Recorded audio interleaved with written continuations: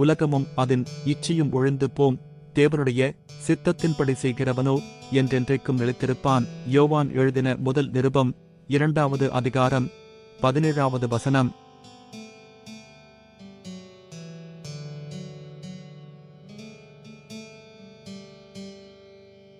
உலகமும் அதன் இச்சையும் ஒழிந்து போம், தேவனுடைய சித்தத்தின்படி செய்கிறவனோ என்றென்றைக்கும் நிலைத்திருப்பான்.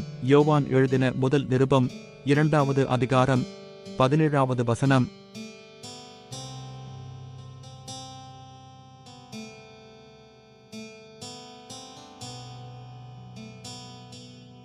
உலகமும் அதன் இச்சையும் ஒழிந்து போம், தேவனுடைய சித்தத்தின்படி செய்கிறவனோ என்றென்றைக்கும் நிலைத்திருப்பான்.